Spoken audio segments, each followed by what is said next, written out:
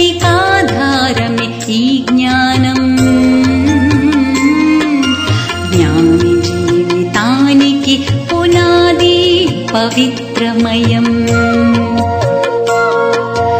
ఆధ్యాత్మిక జీవితానికాధారమే ఈ జ్ఞానం.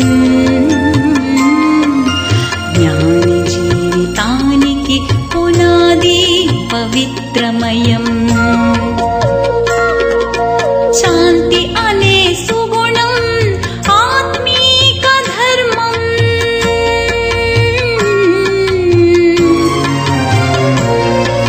శాంతి అనే సుగుణం ఆత్మీక ధర్మం. సద్గురుని శుభకామన స్వర్గస్థాపనం. స్వర్గస్థాపనం. ఆధ్యాత్మిక జీవితానికాధారమే ఈ జ్ఞానం. జ్ఞాని జీవితానికి పునాది పవిత్రమయం.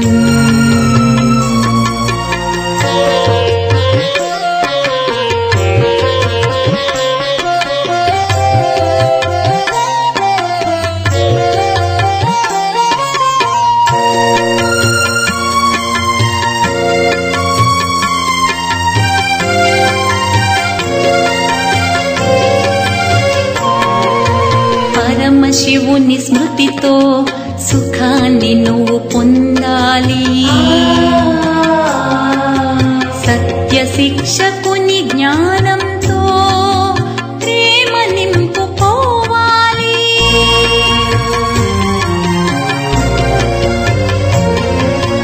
పరమశివుని స్మృతితో సుఖాన్ని నువ్వు పొందాలి. సత్య శిక్షకుని జ్ఞానంతో ప్రేమ నింపుకోవాలి. సర్వమానవాళికి ప్రేమను నువ్వు పంచాలి. సర్వమానవాళికి ప్రేమను నువ్వు పంచాలి. పతితమైన ఆత్మలలో జ్యోతిని వెలిగించాలి. ఆధ్యాత్మిక జీవితానికాధారమే ఈ జ్ఞానం. జ్ఞాని జీవితానికి పునాది పవిత్రమయం.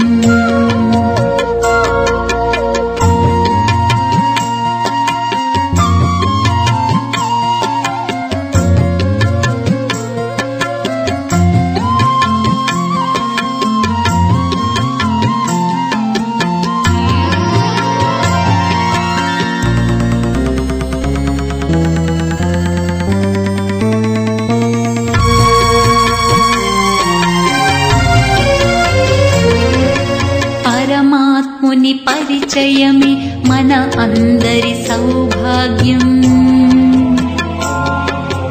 అష్టశక్తులతో జీవితమే సర్వం ఆనందమయం.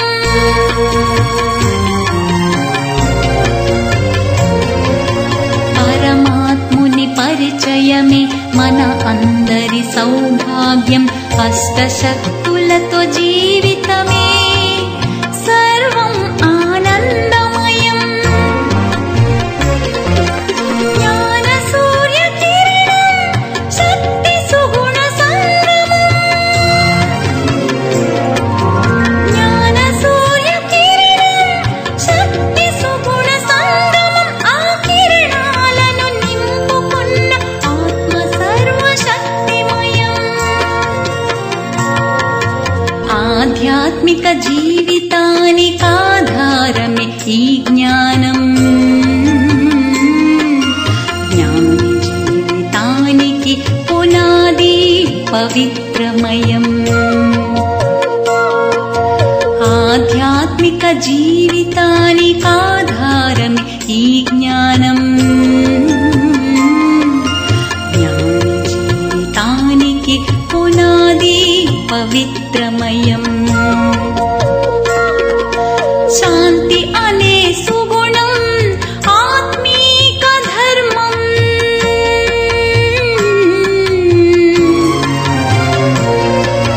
శాంతి అనే సుగుణం ఆత్మీక ధర్మం. సద్గురుని శుభకామన స్వర్గస్థాపనం. స్వర్గస్థాపనం. ఆధ్యాత్మిక జీవితానికాధారమే ఈ జ్ఞానం. జ్ఞాని జీవితానికి పునాది పవిత్రమయం.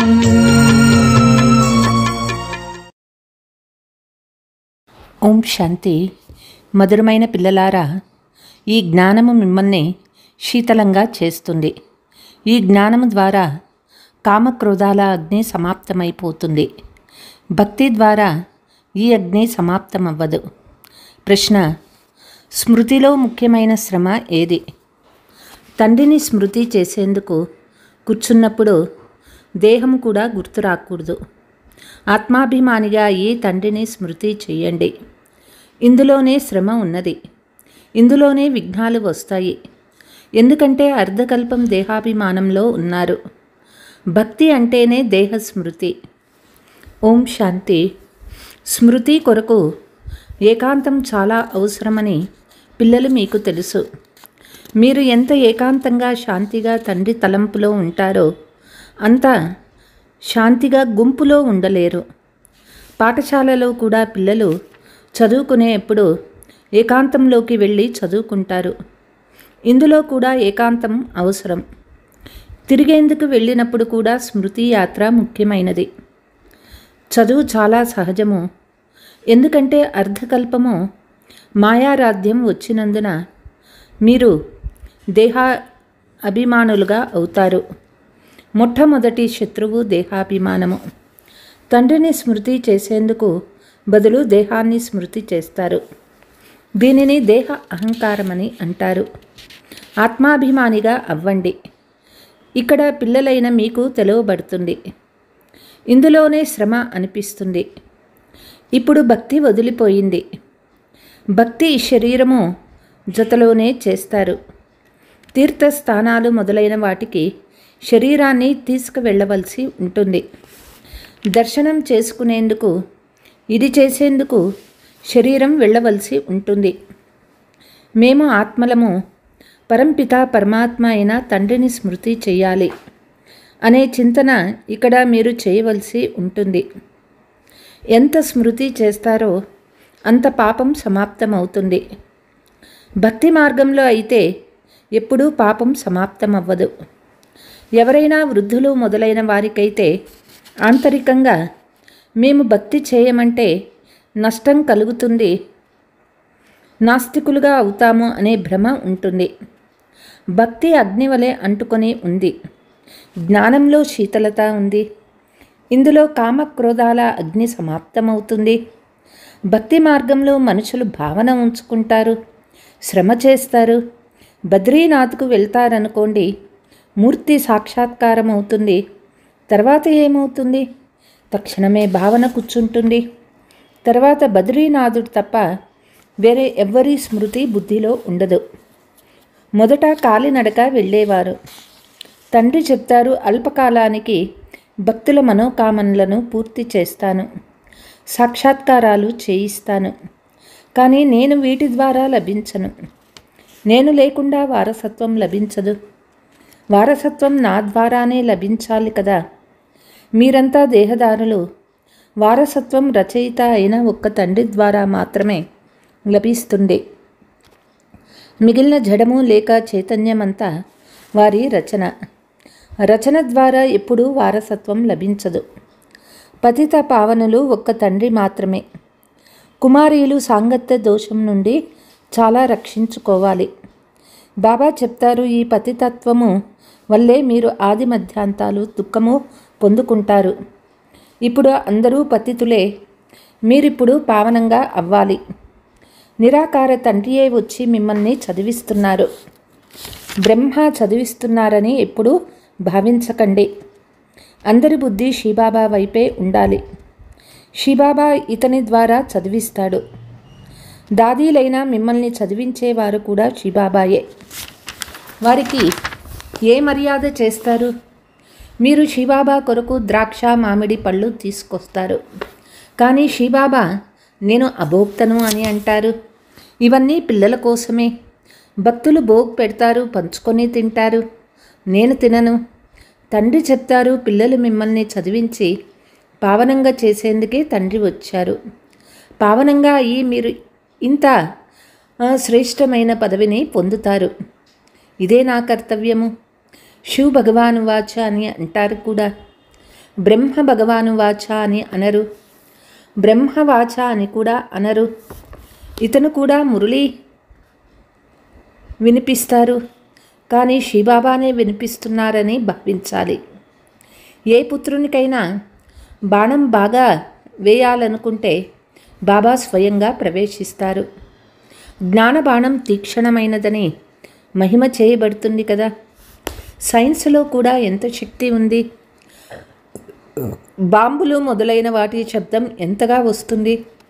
మీరు ఎంత సైలెన్స్లో ఉంటారు. సైన్స్పై సైలెన్స్ విజయం పొందుతుంది. మీరు ఈ సృష్టిని పావనంగా చేస్తారు. మొదట స్వయాన్ని పావనంగా చేసుకోవాలి. డ్రామా అనుసారం పావనంగా కూడా తప్పకుండా అవ్వాలి. అందువల్లే వినాశం కూడా నిర్ణయించబడి ఉంది. డ్రామాను అర్థం చేసుకొని చాలా హర్షితంగా ఉండాలి. ఇప్పుడు మనం శాంతిధామానికి వెళ్ళాలి. అది మన ఇల్లు. ఇంటికి ఖుషీగా వెళ్ళాలి కదా. తండ్రి చెప్తారు, ఇందులో ఆత్మాభిమానులుగా అయ్యేందుకు చాలా శ్రమ చేయాలి. ఈ స్మృతి యాత్ర గురించే బాబా చాలా నొక్కి చెప్తారు. అందులోనూ శ్రమ ఉంది.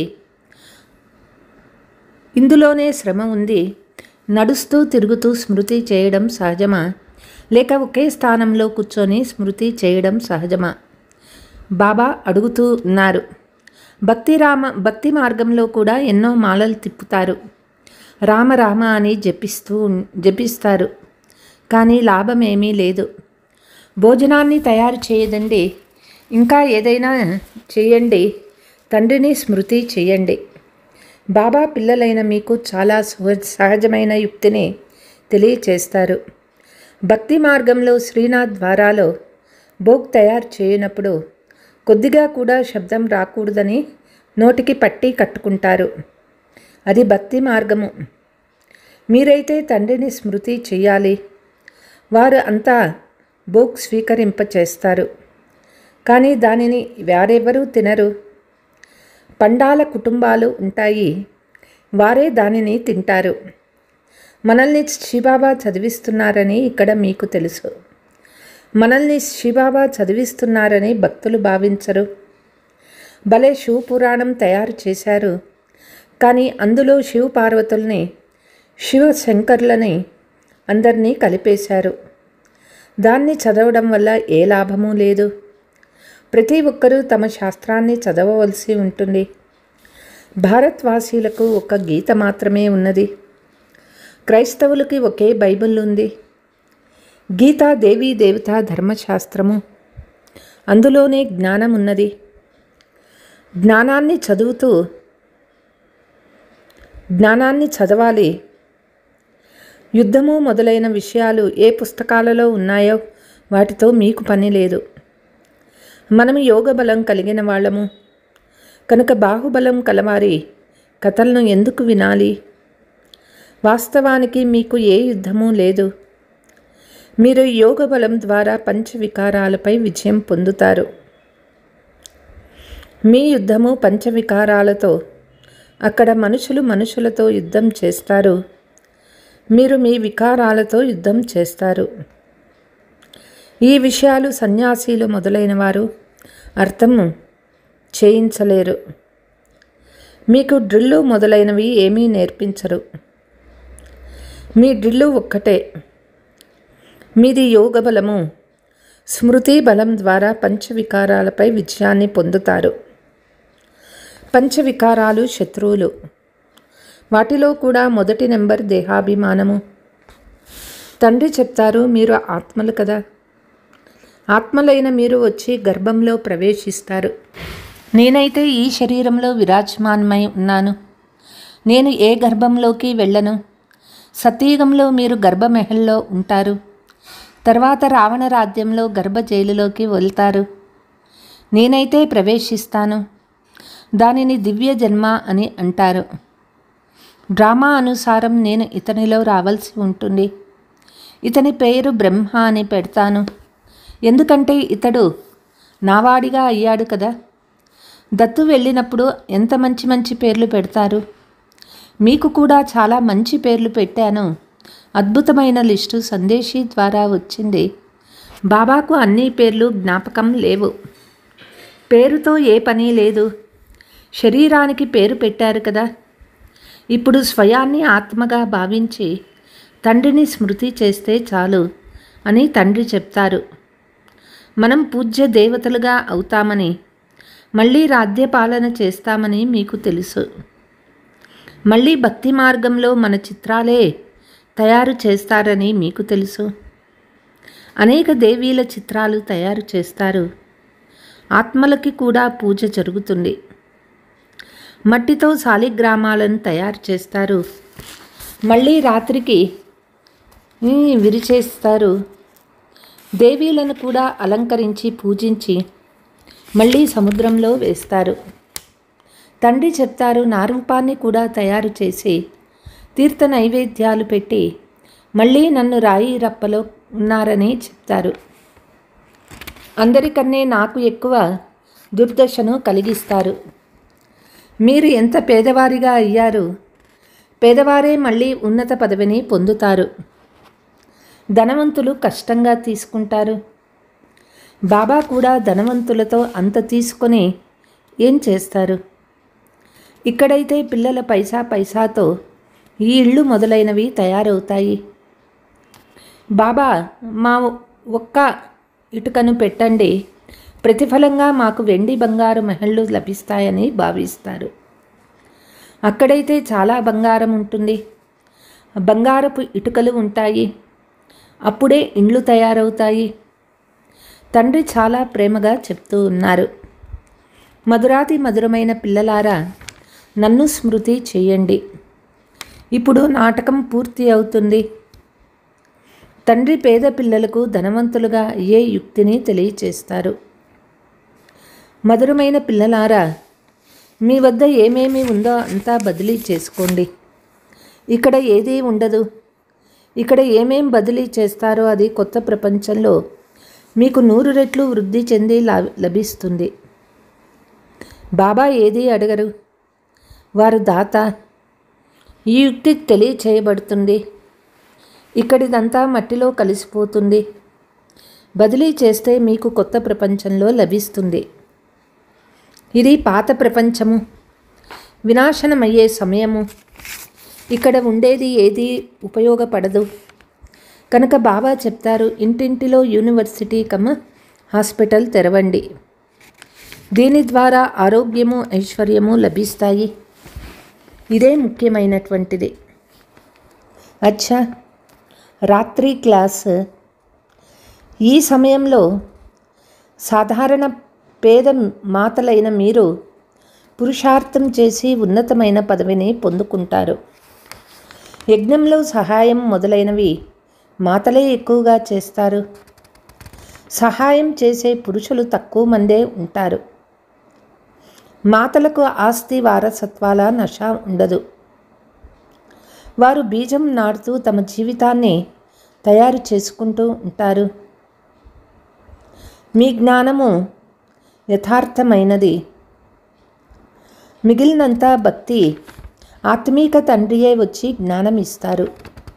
తండ్రిని అర్థం చేసుకొని ఉంటే తండ్రి నుండి వారసత్వాన్ని తప్పకుండా తీసుకోవాలి. మీతో తండ్రి పురుషార్థం చేయిస్తూ ఉంటారు, అర్థం చేయిస్తూ ఉంటారు. సమయాన్ని వ్యర్థం చేయకండి. కొందరు మంచి పురుషార్థులు, కొందరు మధ్య రకమైన పురుషార్థులు, మరికొందరు మూడవ రకం పురుషార్థులని తండ్రికి తెలుసు. బాబాను అడిగితే ఎవరు ప్రథమ పురుషార్థులే, ఎవరు ద్వితీయ, ఎవరు తృతీయ అని వెంటనే చెప్పేస్తారు. జ్ఞానాన్ని ఇతరులకు ఇవ్వలేకపోతే వారు థర్డ్ క్లాస్ అని చెప్పాలి. రుజువుని ఇవ్వడమే, లేదంటే బాబా తప్పకుండా అంటారు. భగవంతుడు వచ్చి ఏ జ్ఞానాన్ని నేర్పిస్తారో అది తర్వాత ప్రాయలోపమైపోతుంది. ఇది ఎవ్వరికీ తెలియదు. డ్రామా ప్లాన్ అనుసారము ఇది భక్తి మార్గము. దీని ద్వారా నన్ను ఎవ్వరూ ప్రాప్తి చేసుకోలేరు. సత్యయుగంలోకి ఎవ్వరూ వెళ్ళలేరు. పిల్లలైన మీరిప్పుడు పురుషార్థం చేస్తూ ఉన్నారు. కల్పక్రితం ఎవరు ఎంత పురుషార్థం చేశారో అంత చేస్తూనే ఉంటారు. ఎవరెవరు తమ కళ్యాణం చేసుకుంటున్నారో తండ్రి అర్థం చేసుకోగలరు. ప్రతిరోజు ఈ లక్ష్మీనారాయణల చిత్రం ముందు వెళ్ళి కూర్చోమని తండ్రి చెప్తూ ఉన్నారు. బాబా, మీ శ్రీమతం ద్వారా మేము తప్పకుండా ఆస్తిని పొందుకుంటామని బాబాకు చెప్పండి. తమ సమానంగా తయారు చేసే సర్వీస్పై ఆసక్తి తప్పకుండా ఉండాలి. సేవా కేంద్రాలలో ఉండేవారికి కూడా నేను చెప్తాను. ఇన్ని సంవత్సరాలుగా చదువుకున్నారు, అయినా ఇతరులని చదివించలేకపోతే చదివి ఏం లాభము? పిల్లల ఉన్నతి అయితే చేయాలి కదా. పిల్లల బుద్ధిలో రోజంతా సర్వీస్ కూర్చిన ఆలోచనలే నడవాలి. మీరు వానప్రస్థులు కదా. వానప్రస్థ ఆశ్రమం కూడా ఉంటుంది. వానప్రస్థుల వద్దకు వెళ్ళాలి.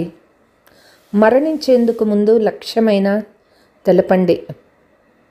శబ్దానికి అతీతంగా ఆత్మ ఎలా వెళ్ళాలి? పతితాత్మ అయితే వెళ్ళలేదు. భగవాను వాచ, సదా ఒక్కరినే స్మృతి చేస్తే మీరు వానప్రస్థకి వెళ్తారు. బెనారస్లో చాలా సేవ ఉంది. చాలామంది సాధువులు కాశీవాసం చేసేందుకు అక్కడ ఉంటారు. రోజంతా శివకాశీ విశ్వనాథకంగా అని అంటారు. మీలో సదా ఖుషి చప్పట్లు మోగుతూ ఉండాలి. మీరు విద్యార్థులు కదా, సేవ కూడా చేస్తారు, చదువుకుంటారు కూడా. తండ్రిని స్మృతి చేయాలి, ఆస్తిని తీసుకోవాలి. ఇప్పుడు మనం శివబాబా వద్దకు వెళ్తాము. ఇది మన్మనాభవ, కానీ చాలామందికి గుర్తుండదు. వ్యర్థంగా సమయాన్ని గడుపుతూ ఉంటారు. స్మృతియే ముఖ్యమైన విషయము. స్మృతియే ఖుషీలోకి తెస్తుంది. విశ్వశాంతి కావాలని అందరూ కోరుకుంటారు. బాబా కూడా చెప్తూ ఉన్నారు, వారికి విశ్వంలో ఇప్పుడు శాంతి స్థాపన అవుతుందని అర్థం చేయించండి. అందుకే బాబా లక్ష్మీనారాయణ చిత్రానికి ఎక్కువ మహత్వాన్ని ఇస్తారు.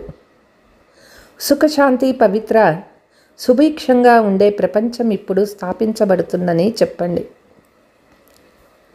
విశ్వంలో శాంతి స్థాపించబడాలని అందరూ కోరుకుంటారు. చాలామందికి బహుమతులు కూడా లభిస్తూ ఉంటాయి. ప్రపంచంలో శాంతిని స్థాపన చేసేవారు మాలికుడే కదా. వీరి రాజ్యంలో విశ్వంలో శాంతి ఉండేది. ఒకే భాష, ఒకే రాజ్యము, ఒకే ధర్మం ఉండేది. మిగిలిన ఆత్మలన్నీ నిరాకార ప్రపంచంలో ఉండేవి. ఇటువంటి ప్రపంచాన్ని ఎవరు స్థాపించారు? శాంతిని ఎవరు నెలకొల్పారు? ఇక్కడ స్వర్గం ఉండేదని, రాజ్యం ఉండేదని విదేశీయులు కూడా భావిస్తారు. ప్రపంచంలో శాంతి అయితే ఇప్పుడు స్థాపించబడుతోంది. బాబా అర్థం చేయించారు, ప్రభాత సమయం యాత్రలో కూడా లక్ష్మీనారాయణ చిత్రాన్ని చూపించండి. ఈ రాజ్యం స్థాపించబడుతుందని అందరి చెవుల్లో పడాలి. నరక వినాశం ఎదురుగా నిలిచి ఉంది. డ్రామా అనుసారం బహుశా ఆలస్యం అయి ఉంటుంది. పెద్దవారి అదృష్టంలో ఇప్పుడే లేదు. అయినా బాబా పురుషార్థం చేయిస్తూనే ఉంటారు. డ్రామా అనుసారం సేవ నడుస్తూ ఉంటుంది. अच्छा, मीठे मीठे सिकीलते बच्चों प्रति माता पिता बाप दादा का याद प्यार और गुड मॉर्निंग। रूहानी बाप की रूहानी बच्चों को नमस्ते। हम रूहानी बच्चों की रूहानी माता पिता बाप दादा को याद प्यार गुड मॉर्निंग नमस्ते नमस्ते। సాంగత్య దోషం నుండి మిమ్మల్ని మీరు చాలా సంభాలన చేసుకోవాలి, అంటే కాపాడుకోవాలి.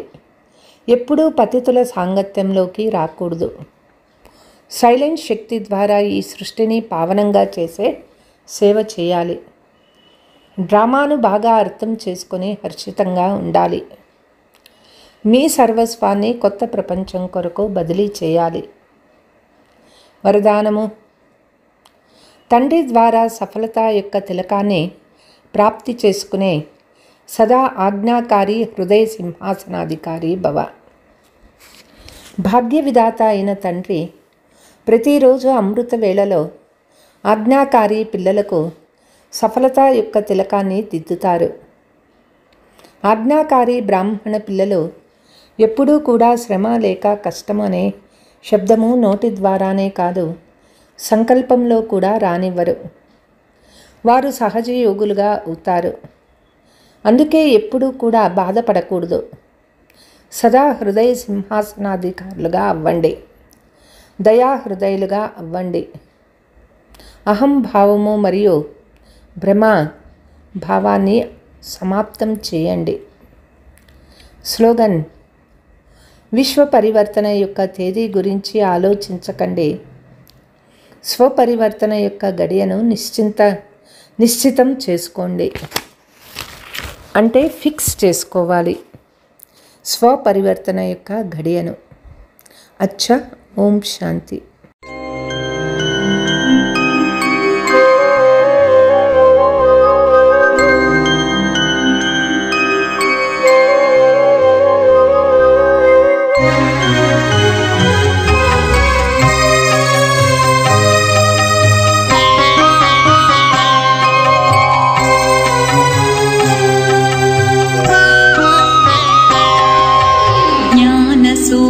प्रकाश दिव्य दृष्टि प्रदाता सर्वशक्ति सकाश ना पंच प्राणालो नीवे नीवे सर्वेशा सर्वेशा सर्वेशा।